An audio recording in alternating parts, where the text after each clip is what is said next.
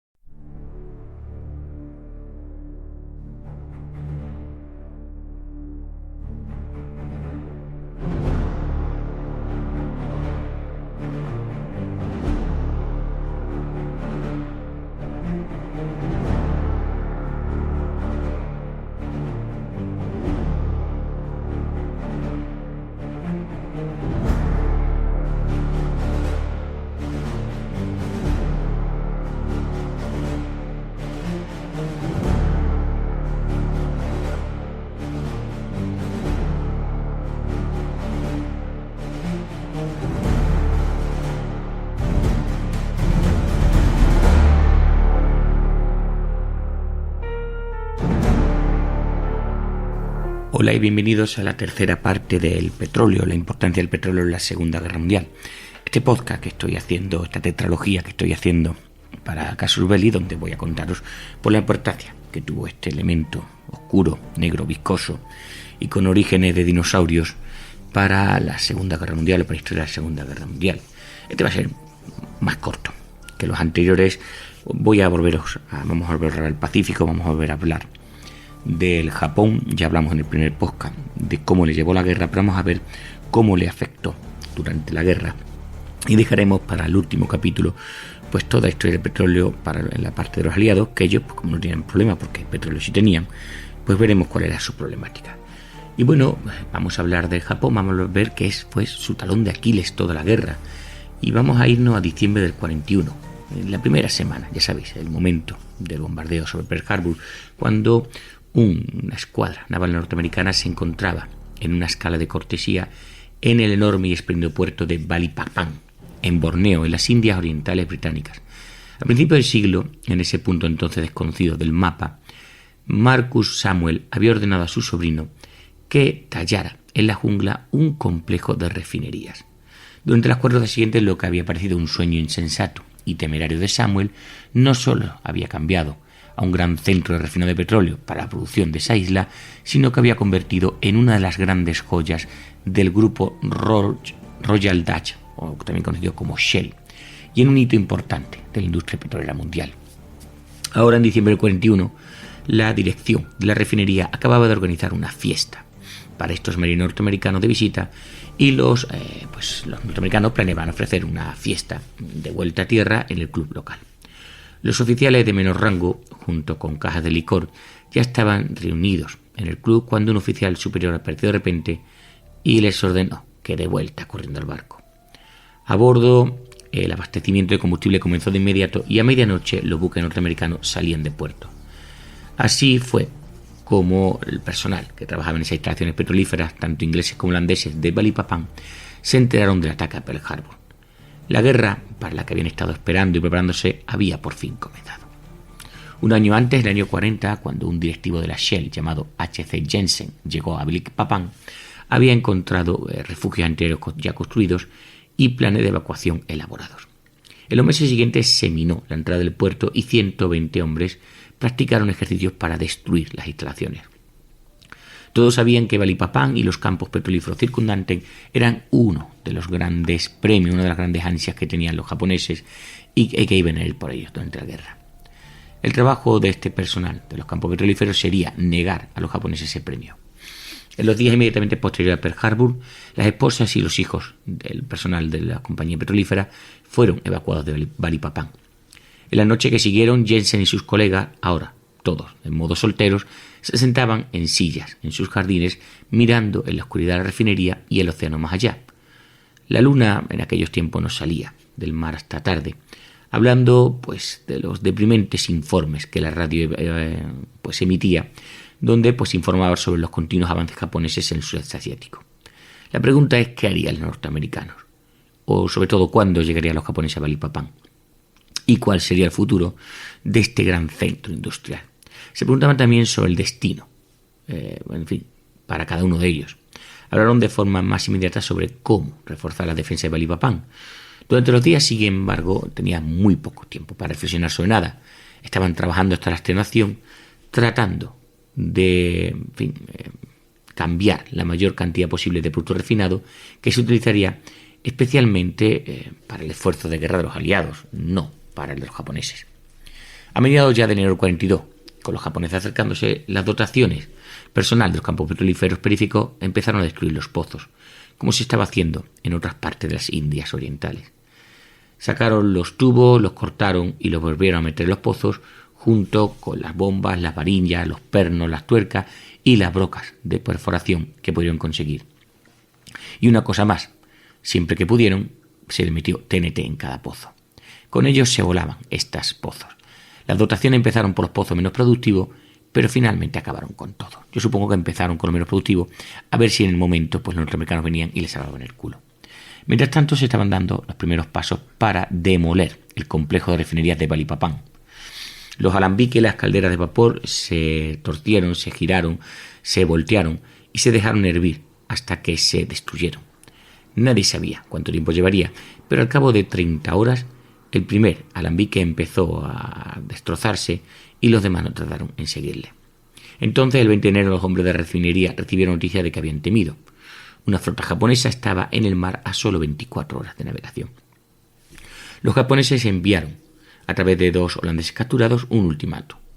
Ríndanse de inmediato o todos serán bayoneteados. No sé si este verbo se puede utilizar. Un oficial del ejército asignado a la refinería dio órdenes de comenzar la demolición de lo que quedara. Jensen y los demás hombres volaron primero el almacén donde estaban las minas.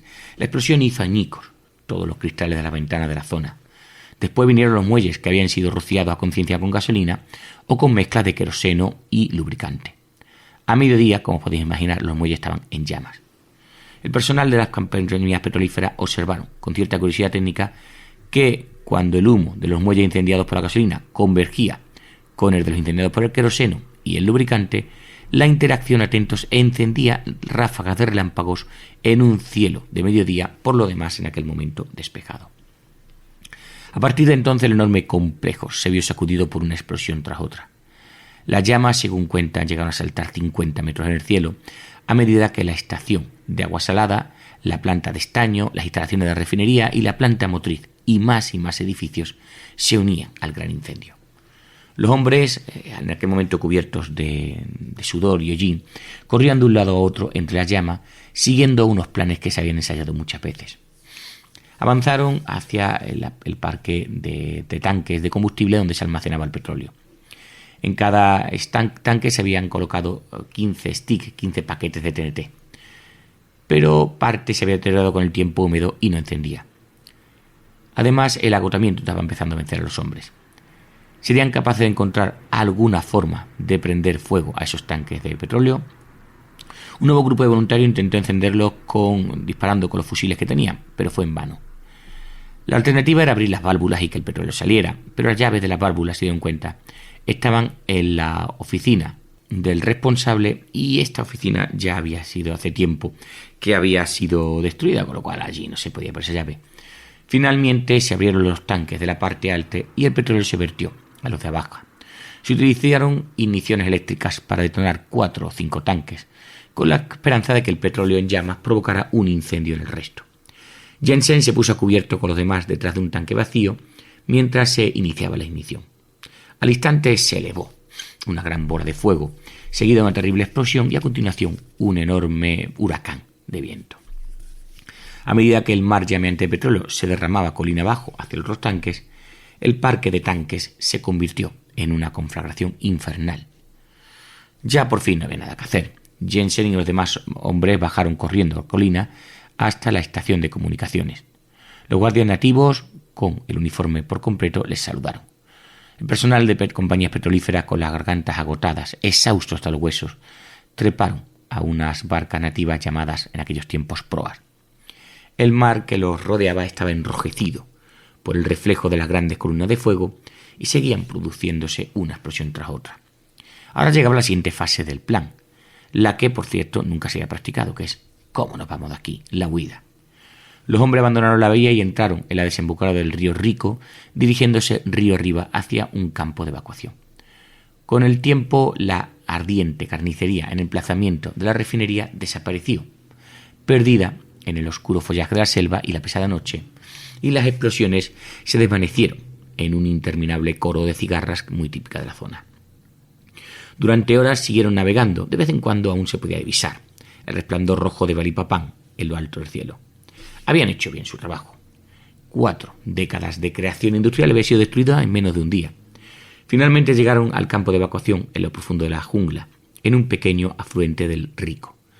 Pasaron interminables horas escuchando atentamente el sonido del avión que debía ser enviado a su rescate, pero ese sonido no se produjo, nunca llegó. La noche siguiente, Jensen y un pequeño grupo volvieron a navegar por el afluente hasta su confluencia con el río Rico. Pasaron esa noche en el bote, esperando que llegara el rescate, aguzando el oído para oír un avión o un buque, pero preocupados de que lo que oyeran fuera un avión o un buque japonés. Un hombre, dormido en un duro asiento, se cayó por la borda. Los demás consiguieron volverlo a meter, haciendo un gran estruendo para ahuyentar los cocodrilos que hay en la zona. La única forma, además, de mantener a raya a los semiperennes mosquitos era fumando pipa y cigarrillo. A Jensen las horas les parecían interminables. Amanecían y seguían esperando.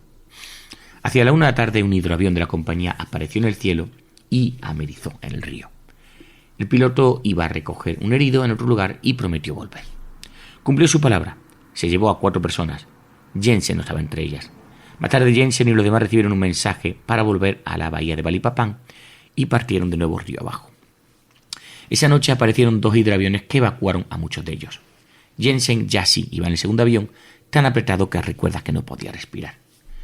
Pero una vez en el aire se filtró una brisa a través de la cabina y algunos incluso se pudieron quedar dormidos. Y bueno, cuando los evacuados llegaron a Surabaya, en la costa norte de la isla de Java, fueron recibidos por el comandante de la base local, que dijo así: Ya no es posible enviar aviones a Balikpapan. Los japoneses están allí. He prohibido que el Grumman regrese.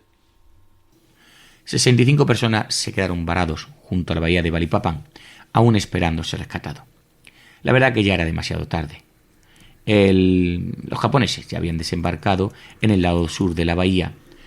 Pocas horas después de la medianoche del 24 de enero, 4 destructores norteamericanos, ennegrecidos, se deslizaron sobre una docena de transportes de tropas japonesas que se perfilaban contra los fuegos rojos del complejo de refinerías aún en llama.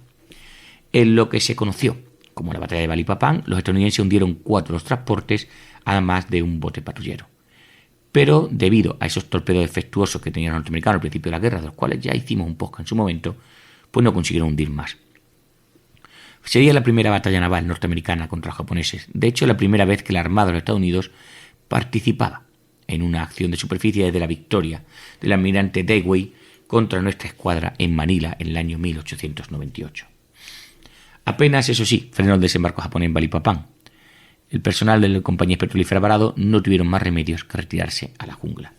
Se dividieron en pequeños grupos para los que resultó ser un esfuerzo desesperado por encontrar alguna ruta de evacuación a través de la impenetrable jungla. Fue, según recuerdan, un calvario terrible.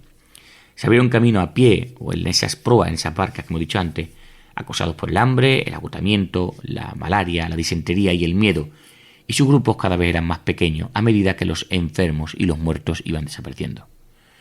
Por los nativos que se encontraban se enteraron de que los japoneses habían desembarcado por todo Borneo. Atrapados en esa jungla se sentían como ratas en una jaula. Unos pocos lograron finalmente escapar de la isla. De las 75 personas que quedaron atrás, solo 35 sobrevivieron a la jungla, a los pelotones de fusilamiento japonés y a las prisiones japonesas.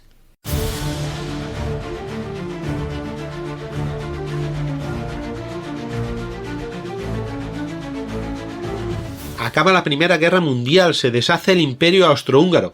¿Pero qué pasa con Hungría? ¿Desapareció? A la invasión de Rumanía. Me parece que se dedicaron a exportar futbolistas o algo así. Entonces tampoco conocéis la República Soviética Húngara de 1919. ¿Qué? ¿Soviética? ¿Eso era parte de la Unión Soviética? ¿Has dicho húngara o búlgara? ¿Y a que no sabíais qué países formaban la pequeña entente para vigilar a los húngaros? ¿Esto, la pequeña qué? ¿La pequeña qué? ¿Qué va? ¿Eso en qué canal lo daban? la entente es la que te voy a dar yo? ¿Has dicho entente o incompetente? Tú sí que eres un poco entente. ¿La peque qué? Con Rumanía tenían una disputa bestial por Transilvania, hubieron hostias y todo. No me diga más. El conde Drácula es búlgaro, húngaro. ¿De verdad que no era Bulgaria? ¿Transilvania era lo de Frankenstein o lo del vampiro? Bueno, esta seguro que la sabéis. A ver, ¿cuál fue la actuación de Hungría en la Segunda Guerra Mundial? ¿Y en qué equipo estaba? ¿En el Team Führer o el Team Churchill? ¿Restauró Austria-Hungría? Ahora me va a decir que invadió Transilvania. No sé, pero siendo cosa de búlgaro sería bastante búlgaro. Pero lo que seguro que no sabéis es que la última gran ofensiva de la Wehrmacht fue en Hungría. Sí, que va. Eso lo sé yo, lo vi en una peli, fue en las Ardenas. Si es que no te enteras, Dani. ¿No viste a Telly Savalas allí con la ametralladora matando alemanes? ¿A Henry Fonda en el avión? Si el vaquerizo no lo ha contado, que es un intelectual. ¿Ahora sí que has dicho Bulgaria? Eso, si en el canal Historia no sale, es que es mentira. ¿Lo sabe la Merkel? Ya te digo yo a ti. Cría cuervos, tú no hagas caso de estos que le sacas de italianos o japoneses y ya van perdidos. Próximamente te contaremos la historia, como ves desconocida, de Hungría desde su independencia del imperio hasta su participación en la Segunda Guerra Mundial. ¿O era Bulgaria? Pues un día estos me van a volver loco. Al final contrato al vaquerizo.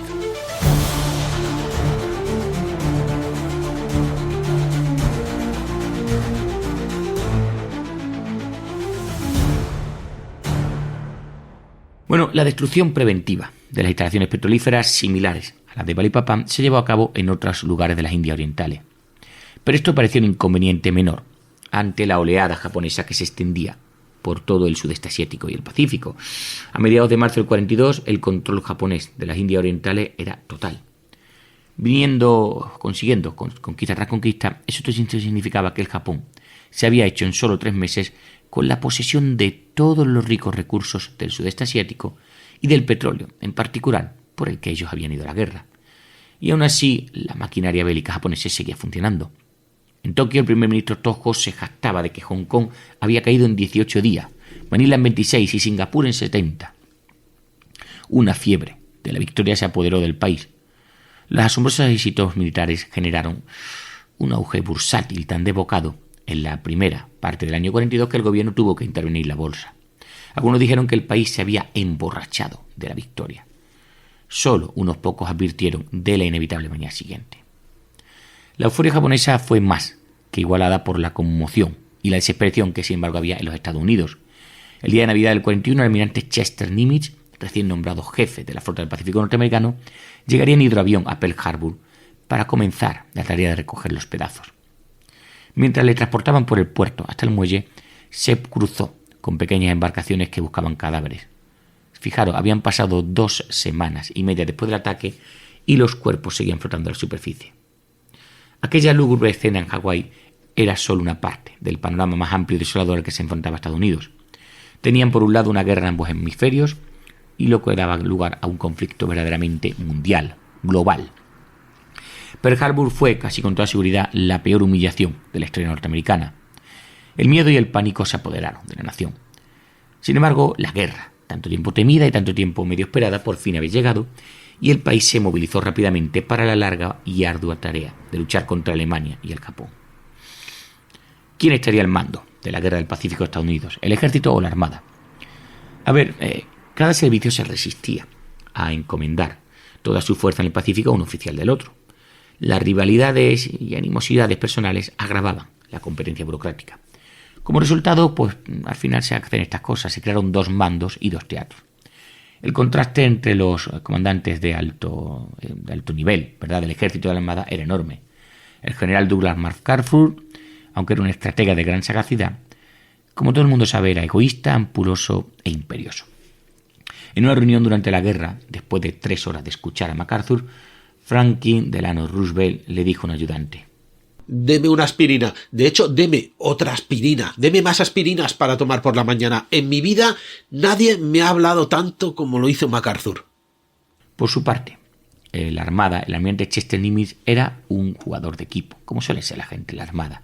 Era un tipo de voz suave y sin pretensiones que, cuando esperaba noticias sobre el resultado de una batalla, practicaba en su campo de tiro o lanzaba herraduras atentos a la puerta de su despacho. Según señaló un corresponsal, sencillamente no estaba en él hacer declaraciones arrolladoras ni conceder entrevistas pintorescas. Sin embargo, el mando dividido hizo mucho más que proporcionar un contraste en los estilos de liderazgo militar. También conduciría a amargas y derrochadoras batallas por los escasos recursos y, lo que es peor, a una mala coordinación en las operaciones militares claves en las lejanas zonas de batalla. Las distancias que las fuerzas norteamericanas tendrían que cubrir en su convergencia final sobre las islas japonesas eran sencillamente enormes. Nunca se había librado una guerra a tal escala. Estados Unidos tenía una gran ventaja: sus recursos.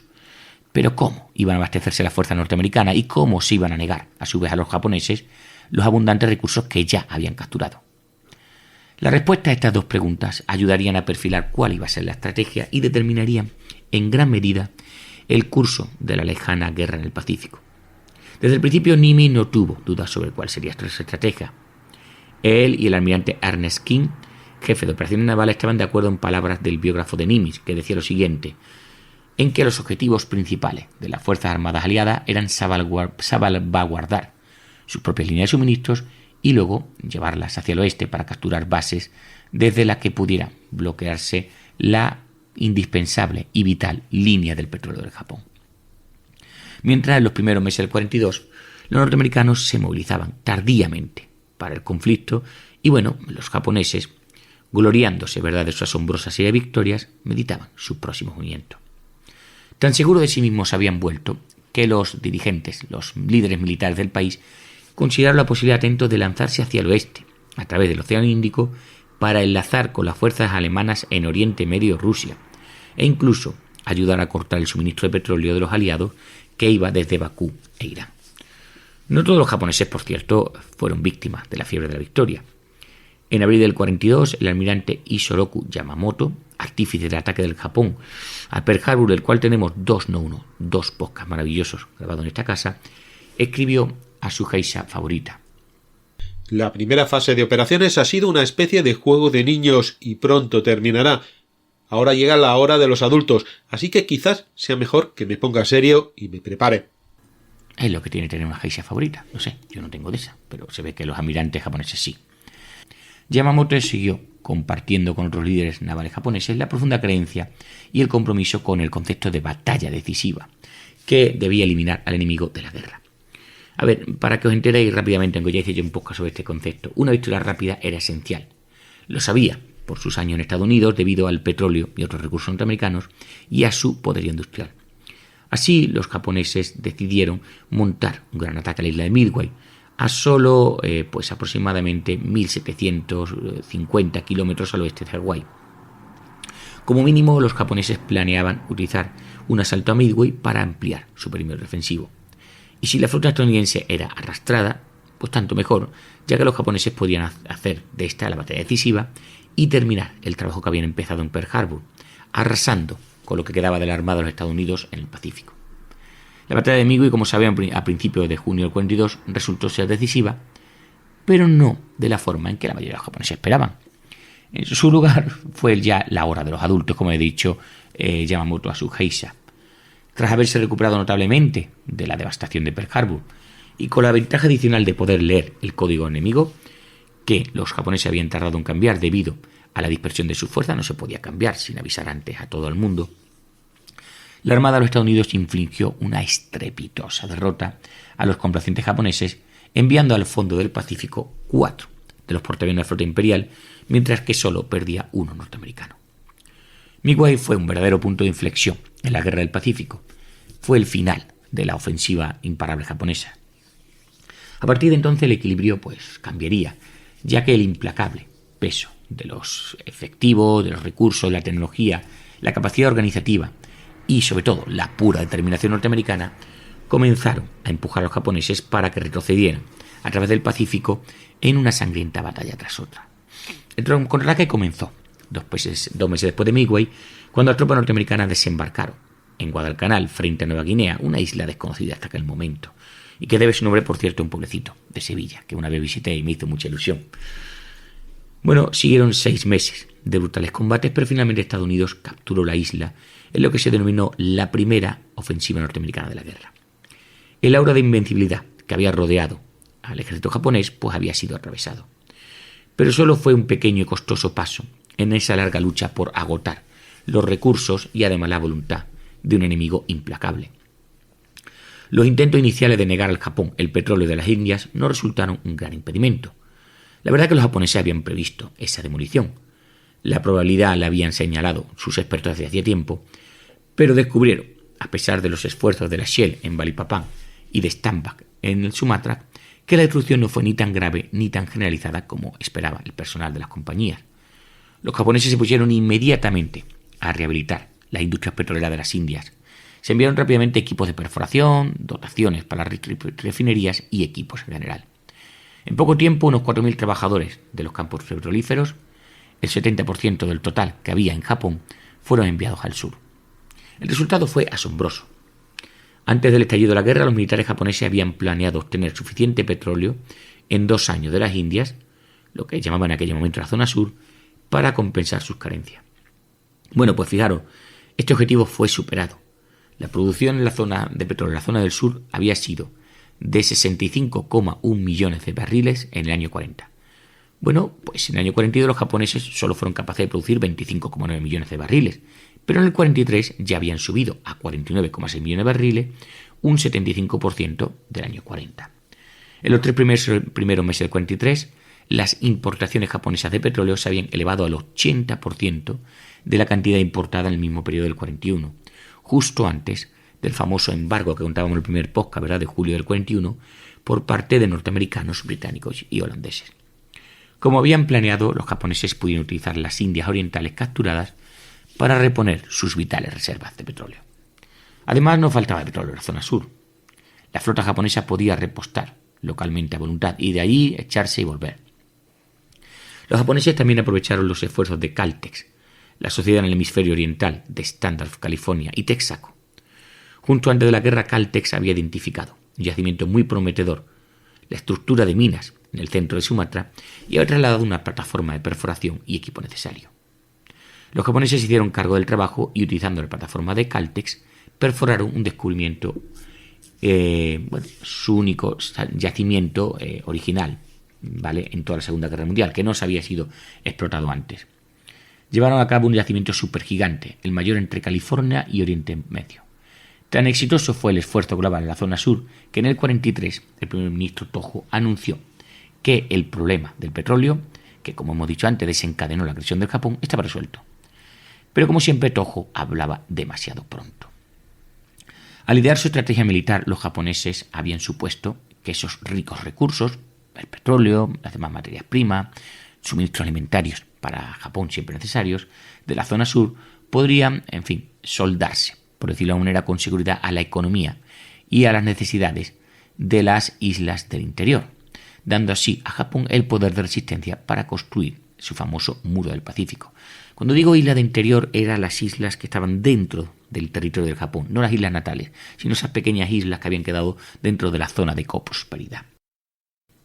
Bueno, los japoneses podrían entonces, como digo, enfrentarse a los norteamericanos y a los británicos, desgastando su determinación hasta que se cansaran, porque eran débiles, ¿verdad?, e hicieran la paz, dejando así el Pacífico al imperio japonés. Esta estrategia era una apuesta cuyo éxito dependía no solo de debilitar la determinación de los adversarios, sino también absolutamente la integridad del propio sistema de japonés. Japón había entrado en la guerra con inventarios de petróleo suficientes para 2 años, o eso pensaban los planificadores japoneses. Más allá de ese tiempo, Japón tendría que recurrir al petróleo de las Indias orientales. Y esta dependencia, en palabras del equipo de estudio de bombardeo estratégico de Estados Unidos, del cual no tenemos un podcast, tenemos un podcast y un libro en esta casa, resultó ser una debilidad fatal. O, como dice una historia de las operaciones militares japonesas, la escasez de combustible líquido fue el talón de Aquiles del Japón. Bueno, la debilidad específica era la vulnerabilidad de la navegación japonesa a los submarinos norteamericanos. Los planificadores militares habían pensado sorprendentemente poco en ese riesgo. Subestimaron tanto a los submarinos norteamericanos como a los hombres que navegarían en ellos. Los japoneses pensaban que los norteamericanos serían blandos y amantes del lujo y no soportarían los rigores de la vida de la guerra submarina. De hecho, los submarinos norteamericanos eran los mejores de la guerra, y una vez equipados con torpedos mejorados, fueron un arma mortífera que debilitó y luego rompió los críticos enlaces navales entre la zona sur y las islas natales. La larga e interminable confrontación se conoció como la Batalla de los Marus, por el término que los japoneses utilizaban para describir a todos los mercantes. El no sé qué Maru, recordáis que siempre lo hemos dicho. Pero solo a finales del 43 empezaron los japoneses a prestar atención a ese concepto. Oye, que hay que proteger la navegación, que es que los submarinos están hundiendo todos los buques. En fin, por fin se dieron cuenta de que necesitaban convoyes. Sus esfuerzos, en todo caso, fueron inadecuados e incompletos. Como dijo con pesar un comandante de convoy: cuando solicitamos cobertura aérea, solo aparecieron los aviones estadounidenses.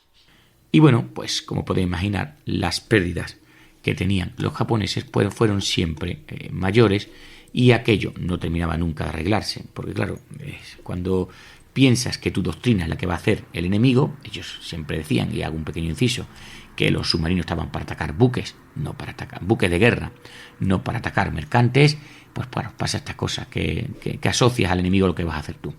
Además, los convoyes crearon sus propios problemas, que en realidad pues ayudaban a los aliados.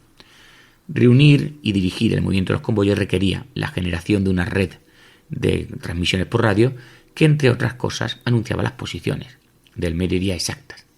La interceptación de estos mensajes por los norteamericanos, que habían descifrado los códigos japoneses, proporcionaba información de vital utilidad para los submarinistas.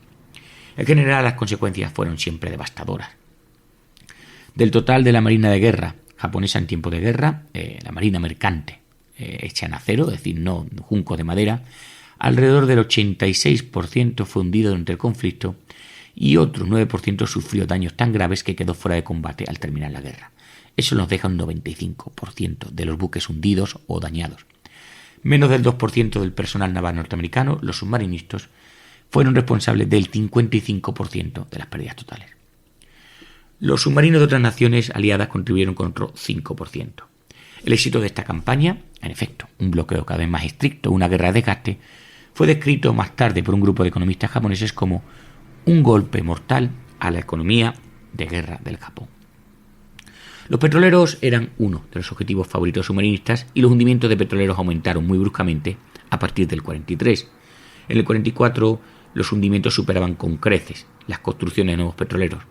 La importación de petróleo del Japón había alcanzado su punto álgido en el primer trimestre del año fiscal del año 43.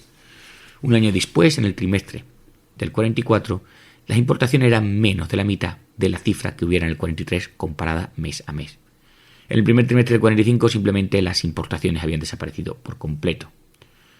Según decía un capitán japonés, hacia el final se llegó a la situación de que estábamos bastante seguros de que un petrolero sería hundido poco después de salir del puerto. No teníamos muchas dudas de que ningún petrolero llegaría a Japón. Y bueno, a medida que la situación petrolífera empeoraba, los japoneses probaron muchas, intentos, experiencias, ideas, improvisaciones. Atentos, metieron el petróleo en bidones de muchos tamaños e incluso en contenedores de fibra que cargaron en las cubiertas de los cargueros. Los japoneses llenaron grandes bolsas de goma con entre 300 y 500 barriles de petróleos que atentos remolcadores debían llevar hasta el Japón.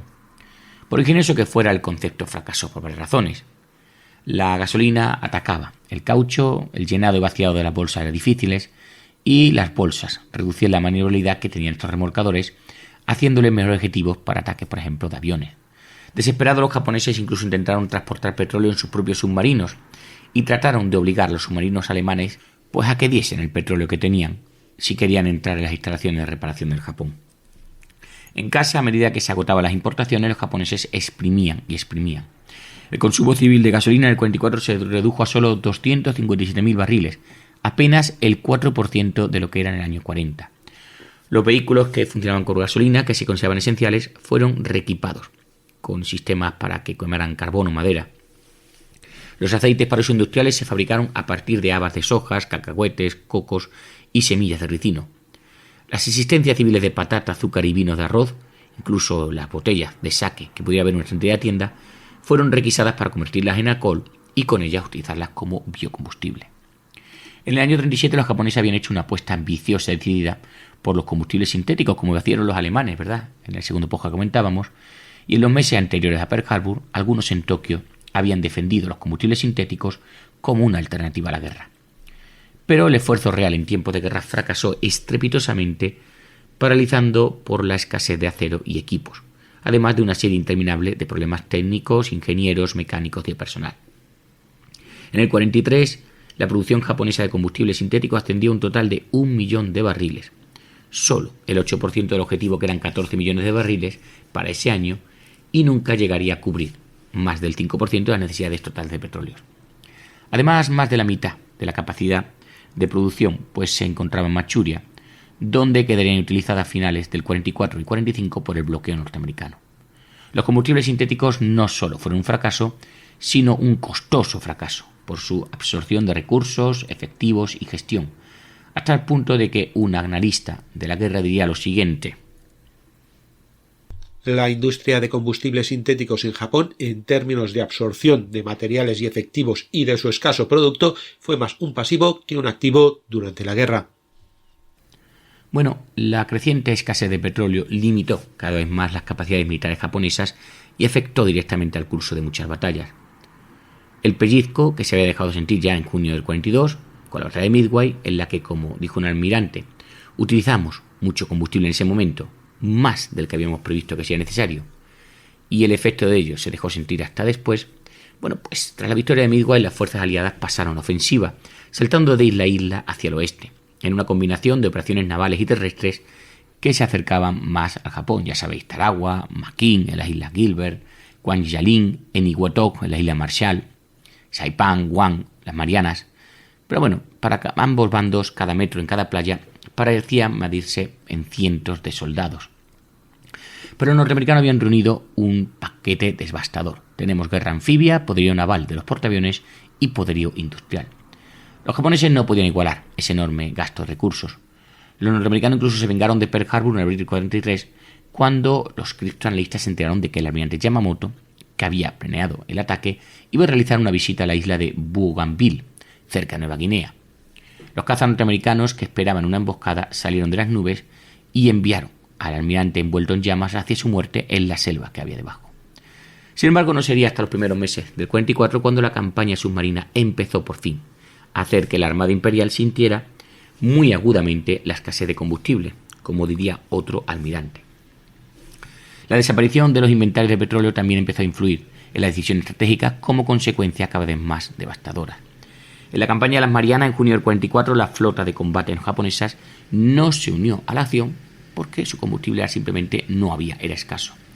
Además, la fuerza de portaaviones se acercó directamente a los norteamericanos en lugar de hacerlo sinuosamente para poder conservar su petróleo. Según diría más tarde un comandante japonés, se necesitaría demasiado combustible para llevar a cabo una ruta más larga. La aproximación directa salió cara, pues el resultado fue lo que se conoció como el gran tiro al pavo de las Marianas, en la que los japoneses llegaron a perder 273 aparatos frente a los 29 norteamericanos. Con su victoria en las Marianas, los norteamericanos habían penetrado por fin el anillo defensivo interior japonés. Tras esta batalla, habría tenido mucho sentido estratégico para los japoneses basar los dos grupos de combate, las dos grandes escuadras de la flota imperial, en aguas interiores, en la misma Okinawa o incluso en las islas interiores, listos para atacar en cualquier dirección. Pero la ruptura de la línea de petróleo a las islas natales y la rápida desaparición de la reserva de combustible no permitían tal disposición. Así pues, parte de la flota con sus portaaviones se estacionó en Japón, donde debían esperar nuevos aviones y pilotos, pero agotando de paso las últimas existencias de combustible. Los acorazados pesados se estacionaron cerca de Singapur, para estar cerca del suministro de las Indias Orientales, pero allí, una vez comprometidos para la acción, no podían repostar y estar listos para la acción de nuevo hasta pasado al menos un mes. La consecuencia general de la escasez de petróleo fue dividir la fuerza naval cuando los japoneses necesitaban en verdad una verdadera fuerza combinada. lo suficientemente fuerte como para lanzarla y repeler cualquiera de los avances aliados. Las operaciones aéreas japonesas también se vieron gravemente limitadas por la escasez de combustible. El entrenamiento de pilotos en el 44 se redujo a apenas 30 horas, la mitad de lo que se consideraba necesario. Y a medida que la escasez empeoraba en el 45, el entrenamiento en navegación se eliminó por completo. Los pilotos debían limitarse simplemente a seguir sus líderes hasta los objetivos porque suponía que ellos sabían el camino. Se esperaba que pocos regresaran. La gasolina de aviación se fabricaba a partir de la única fuente disponible, atentos, la trementina de madera, que se mezclaba con proporciones cada vez mayores de alcohol. La combinación de combustibles de menor calidad, más pilotos mal entrenados, más aviones insuficientemente probados, fue mortal. Los japoneses llegaron a perder hasta el 40% de sus aviones solo en operaciones de traslado de un punto A a un punto B, ni siquiera en combate. Para poder estirar los suministros del petróleo, muchos barcos japoneses quemaban crudo de Borneo sin refinar, que, como había afirmado Marcus Samuel muchos años antes, era realmente bueno, simplemente como combustible. Sin embargo, también era altamente inflamable y, por tanto, una amenaza para los buques que hacían esto de quemar directamente el petróleo. Bajo coacción, los japoneses incluso invirtieron la tendencia histórica de la propulsión naval, atentos, y reconstruyeron los buques en servicio para que pudiesen quemar carbón cuando éste estuviera disponible. Los buques en construcción se convertían en buques que utilizaran carbón antes de su botadura. Eso consiguió una relativa seguridad de suministros, pero suponía siempre una pérdida de velocidad y flexibilidad, porque el petróleo no genera la misma potencia, ¿verdad?, que el carbón. Al revés, el carbón no produce la misma potencia que el petróleo. En fin, fue la primacía del combustible lo que llevó finalmente a la Armada Imperial a lanzar todo su peso a la batalla del Golfo de Leyte frente a las Filipinas en octubre del 44. Para entonces la cuerda se había tensado mucho.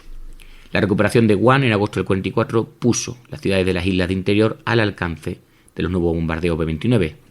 Hacia el sur, el 15 de septiembre, el general MacArthur desembarcó en Morotai, en las Molucas, a solo 500 kilómetros de las Filipinas.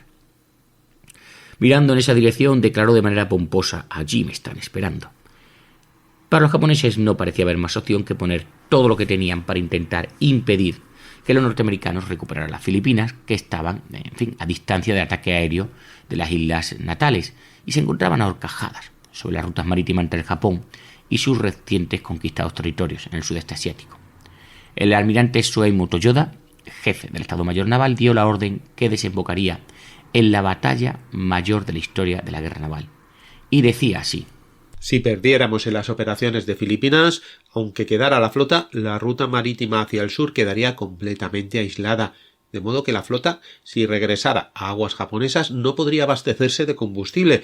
Si permaneciera en aguas del sur, no podría recibir suministros de municiones y armas. No tendría sentido salvar la flota a costa de la pérdida de las Filipinas. Esa fue la razón de mi orden.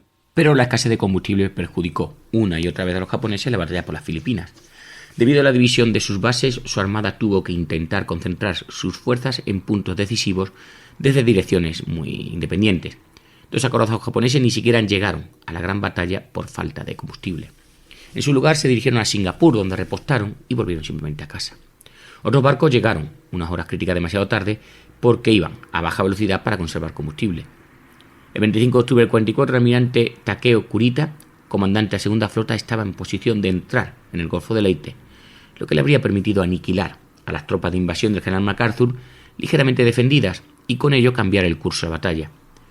Pero a solo 60 kilómetros de la playa de invasión, Kurito se retiró bruscamente y zarpó. Después de la guerra le preguntaron: «Oye, ¿que por qué se fue justo cuando quedaba tan poco?» Y simplemente respondió: «Me faltaba combustible». La batalla de 3 días del Golfo de Leyte fue una derrota devastadora para los japoneses. Sus pérdidas incluyeron 3 acorazados, los 4 portaaviones, 10 cruceros y 13 destructores. Fue por desesperación en esa batalla cuando los japoneses introdujeron explícitamente un nuevo arma: los pilotos suicidas, llamados posteriormente kamikazes. La palabra significaba en aquellos momentos viento divino, por un tifón del siglo XIII que había destrozado la gran flota de invasión de Kublai Khan antes de que pudiera desembarcar en Japón. Esos pilotos suicidas, a los que se ordenó estrellar sus aparatos, incluidos bombas cohetes tripuladas especialmente diseñadas, contra las cubiertas de los barcos norteamericanos debían ser la máxima encarnación del espíritu japonés, inspirando a todos sus compatriotas al sacrificio total. Pero también servían a un propósito muy práctico para un país estrechamente escaso de petróleo, de aviones y de pilotos cualificados.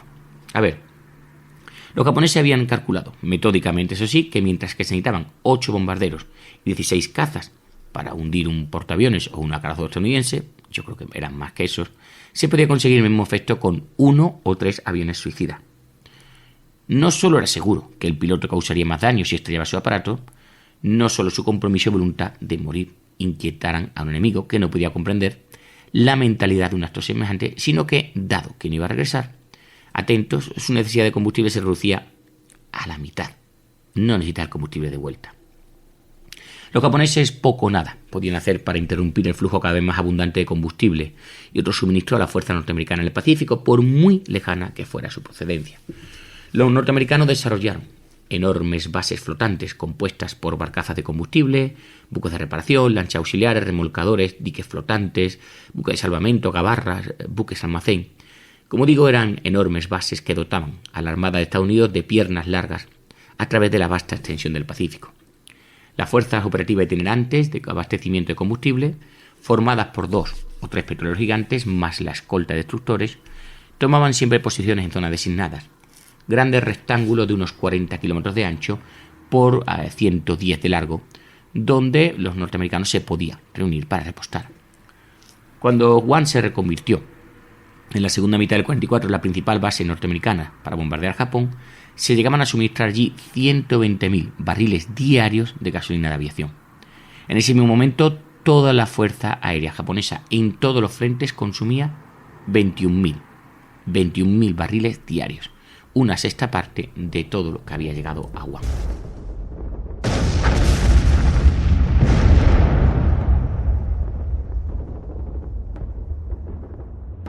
Hostia, esta vez ha sido duro el bombardeo, ¿eh? Espero que no ataquen durante nuestra guardia. Yo no lo creo. Hasta el alba esta gente no ataca y eso ya lo defienden otros. Bueno, pues saca ese altavoz que tiene y pon ese casus belli todo guapo, que así se nos pasa ante la noche. En la guerra de los Boers, que tampoco sabían qué montaña era. ¿Pero cuál es? Subimos esta y dicen, no, es que esa es más alta. No, pero nos han dicho esta. Y los Boers en la más alta disparando. Exacto. Es que dice, ¿pero esto qué es? ¿No? O sea, y claro, ahí es muy difícil, ¿no? Identificar cualquier cosa. Y aparte, que los mapas difieren. Los que tienen una división difiere de lo que está otra división. Dice, bueno, pues ya está. Y es que ya... Pero yo este no lo oigo yo, ¿eh? Sí, hombre, es Casus Belli Fans. Sale todos los viernes. Yo no tengo de eso, tío. Exclusivo para fans. ¿No eres mecenas de Casus Belli? Es que con lo que cuesta Armé me compro un cacharrito de cerveza a la cantina o 10 cigarritos. Es caro. Caro. 600 episodios a medio céntimo cada uno, yo no lo veo tan caro, ¿eh? Y uno nuevo cada viernes. Es más barato comprarme Lola o el lectura. Flipo con tu literatura, pero ¿a ti te gusta la historia de verdad o...? Que la historia ya me la cuenta Vaquerizo, que es un intelectual. Sí, es que es así, es que es una realidad social informativa. Sí, bueno, premio Nobel, vamos. Y en Antena 3 y 3.5 a veces dan alguna noticia buena. ¿Y qué podía salir mal? No es que no me guste, que sí me molaría, pero que yo, con lo que me costaría el año, me compro los discos del Quevedo. Los libros, querrás decir. ¿Que sabe escribir? No, para reggaetón no hace falta escribir, hombre. Todos quieren contigo. ¿El reggaetón? A mí eso no me la cuelas. A ver, dime en serio que te gusta eso. Tanto como el Sebo Rata. Venga, va, que ya no cuela. Tú lo que eres es un agarrado. Que no... Pero bueno, a ver, 600 episodios del histórico y uno de fan cada viernes. Sí, sin publicidad. Y un pone que yo quisiera escucharlo, ¿qué tengo que hacer? Que no es para mí, que es para mi primo, ¿eh? Bueno, tu primo le daría el botón azul de apoyar. ¿Y puede pagar con tarjeta? Con tarjeta y con PayPal. ¿Y puedo darme de baja cuando quiera? No, lo heredarán tus nietos cuando ya no estés. Pues claro que te puedes dar de baja cuando quieras. Que no es para mí, ¿eh? Que es para otro que también se está quitando. Que no pasa nada, que no eres peor persona ni te obliga a nadie, que no me des la vara, que puedes escucharlo conmigo en la trinchera. Yo solo le apoyo en mecenas porque quiero y porque me gustan y por apoyarles y ya está. Pues ¿sabes lo que te digo? Pues ahora los voy a apoyar. Vale, ahora tú haz lo que quieras. ¿Me dio sentido el episodio, Quillo? Sí. ¿Y un fan cada viernes? Que sí, pesado. Sin publicidad. Sin publicidad. ¿Es mejor PayPal o tarjeta? Mira que eres listo, Visa Platino para ti. los japoneses estaban siendo empujados en casi todos los frentes.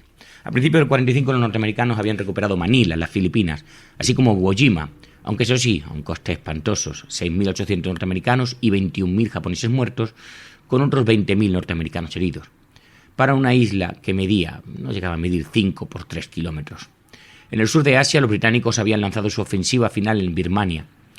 Los japoneses abandonaron Balikpapan y el otro principal puerto petrolero de las islas orientales, y la mayoría de sus refinerías de las islas interiores se quedaron definitivamente sin petróleo.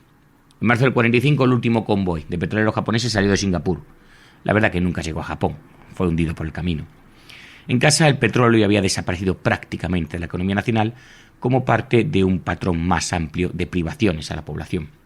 El gas, la electricidad, el carbón y el carbón vegetal escaseaban increíblemente.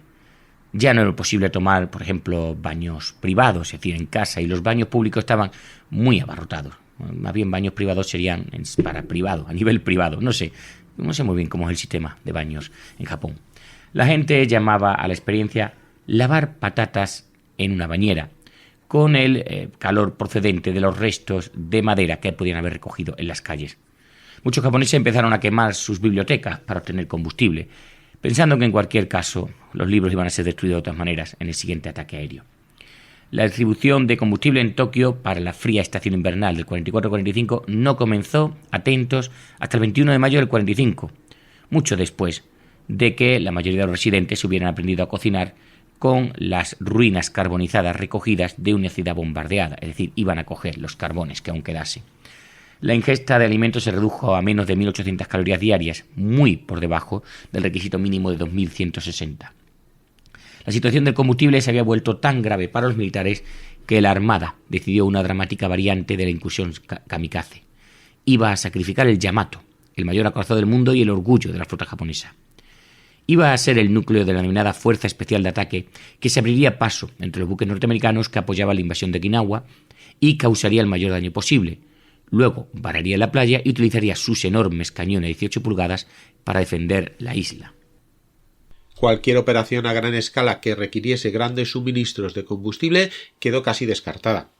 Incluso al reunir al grupo nos costó mucho reunir las 2.500 toneladas de fuel necesarias, pero se pensó que aunque no hubiese un 50% de posibilidades, no se ganaban nada, dejando que esos barcos permaneciesen inactivos en aguas nacionales, y además habría sido contrario a la tradición de la Armada japonesa no haberlos enviado, aunque no pudiésemos percibir claramente que tuviesen un 50% de posibilidades de éxito. Así era la aguda situación del combustible.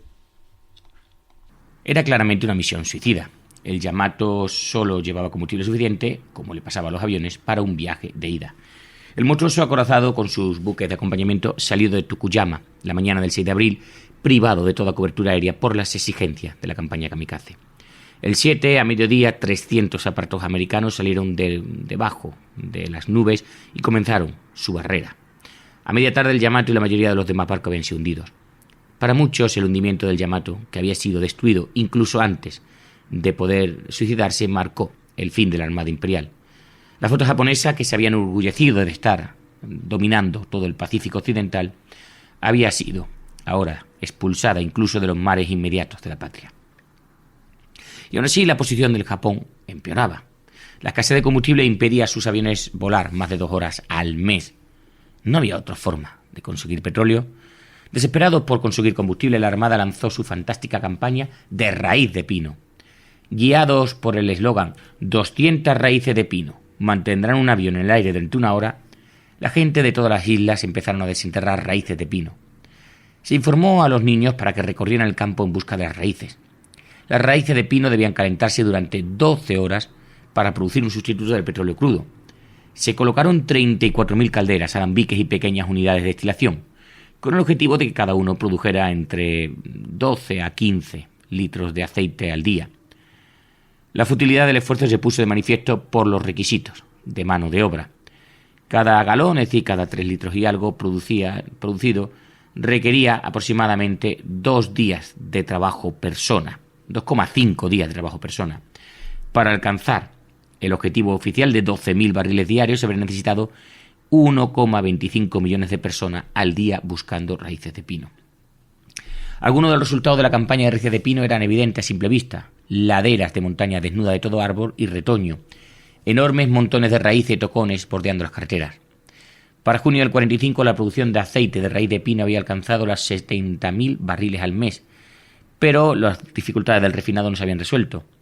De hecho, cuando terminó la guerra, solo se habían producido 3.000 barriles de gasolina destinados a la aviación a partir de la raíz de pino, y no había prueba alguna de que se hubiera probado realmente en un aparato alguno de estos litros de gasolina. El fin se acercaba, evidentemente, para el Japón. Bajo los incesantes bombardeos estadounidenses, las ciudades de madera del país ardían hasta convertirse en ruinas carbonizadas, perdonadas por el móvil. La economía se hundía cada vez más lentamente y la capacidad del ejército para organizar cualquier contraataque prácticamente se desvanecía. Hideki Tojo, alias Razor o Navaja, según leo aquí porque era muy perspicaz, era de su época, de cuando había estado en Manchuria con el ejército de Manchukuo, bueno, había sido expulsado como primer ministro el julio anterior, y ahora en el 45 entraba otro nuevo gobierno con al menos algunos de sus miembros interesados en encontrar una forma de terminar la guerra sin llegar, según decían, a la aniquilación total. Según dijo un ministro, todo ha tocado fondo. Mirando en cualquier dirección, hemos llegado al final del camino. El nuevo gobierno estaba encabezado por un almirante retirado de 80 años, Kantaro Suzuki, que gozaba de cierto prestigio y era visto como un relativo moderado. La pugna se hizo más intensa entre los que querían continuar la guerra y los que querían encontrar una forma de ponerle fin. Los de este último grupo eran, sin embargo, cautelosos, daban vueltas, temerosos mortalmente de un golpe de Estado o, como había pasado antes de la guerra, pues de que los asesinaran. La Unión Soviética renunció a su pacto de neutralidad con Japón el 5 de abril del 45. Sin embargo, según los términos, el pacto seguiría en vigor hasta abril del 46. Ahora, los oficiales de alto rango de la Armada japonesa concibieron otra idea, no menos fantástica, a su manera, que la campaña de los piñones se denominó. Acercarse directamente a la Unión Soviética y pedirle que mediara entre Tokio, Washington y Londres e intercambiara petróleo soviético por recursos de la zona sur. Supongo que por eso se llamó la campaña de los piñones. Le iban a intercambiar algo, pero no sé, piñones. Koki Hirota, antiguo primer ministro y embajador en Moscú, fue el encargado de abrir el diálogo con el embajador soviético en Japón. Pero los japoneses sabían que en Yalta, en febrero, Stalin había prometido a Roosevelt y Churchill incorporar a la Unión Soviética a la guerra contra Japón unos 90 días después del final de la guerra en Europa. Además, Stalin había elaborado un intercambio mucho más atractivo del que implicaba solo materias primas. Como precio para su entrada en la guerra, el dictador soviético había obtenido ricas concesiones territoriales. ¿Cuáles?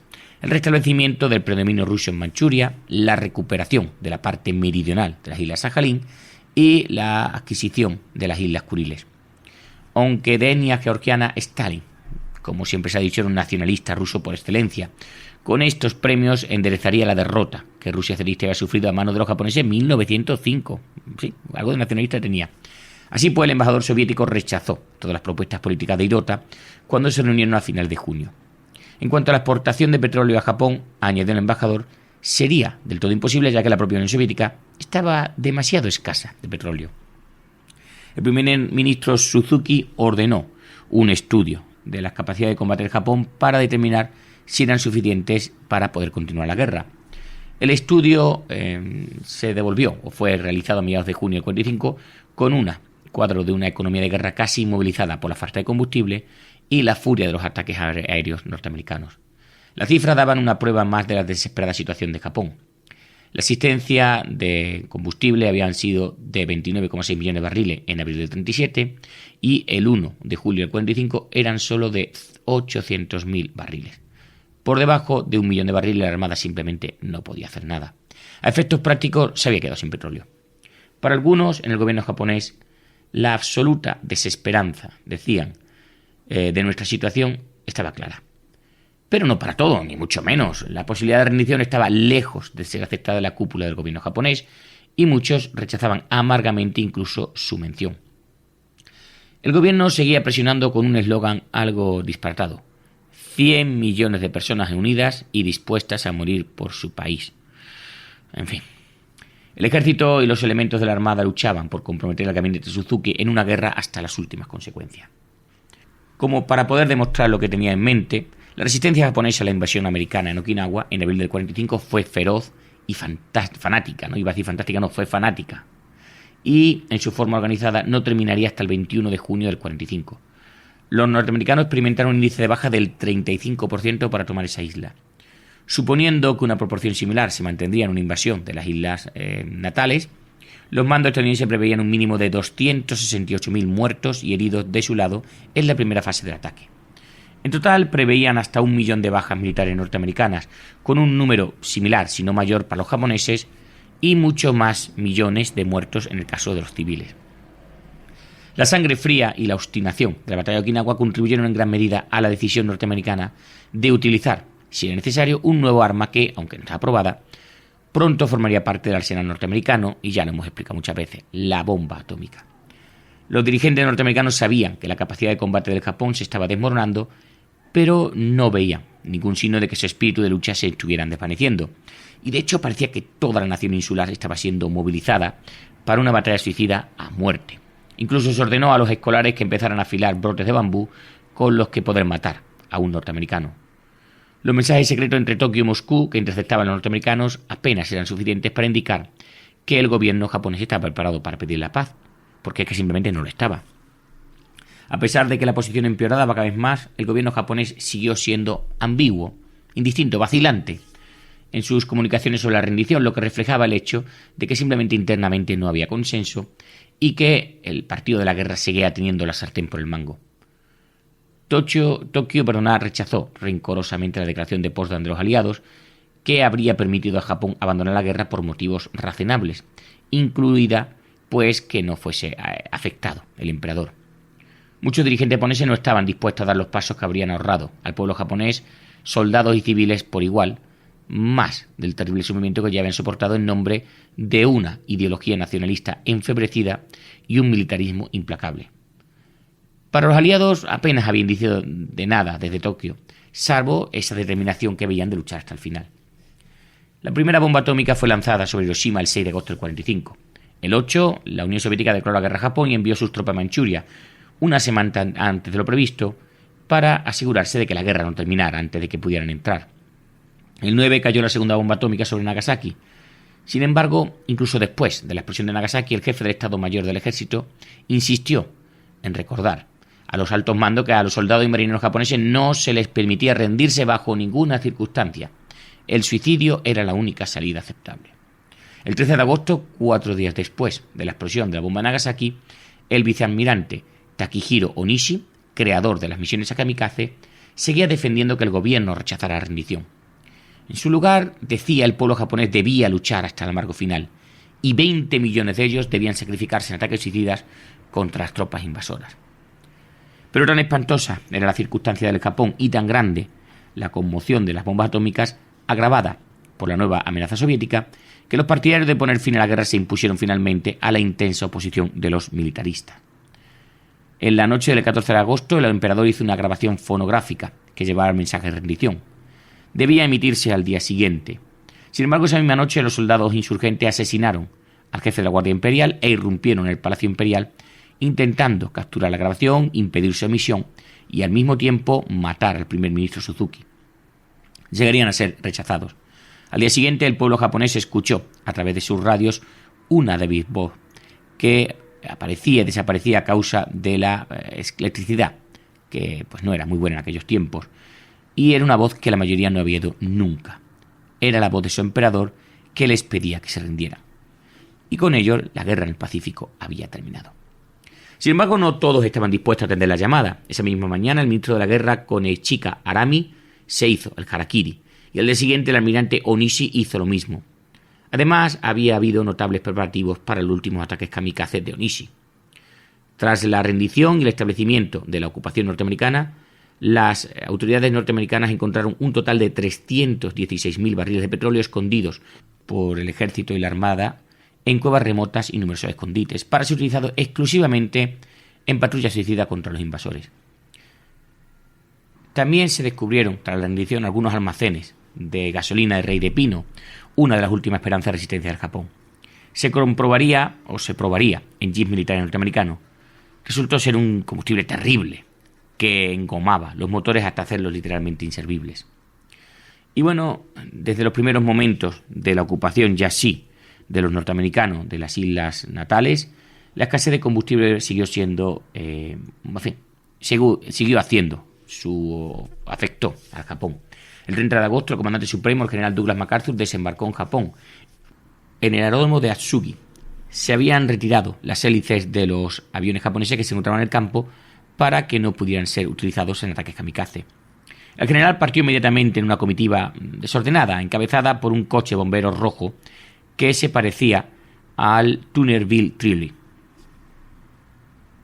Bueno, esto es un monigote que he visto, un cómic que publicaban en un periódico en Estados Unidos antes de la guerra y que pues transcurría en un vagón típico de estos rojos de San Francisco. En fin, como dice, se parecía. Su destino era Yokohama y el acorazado Missouri, que se encontraba en el puerto y en el que 3 días más tarde se firmarían pues todos los acuerdos de rendición.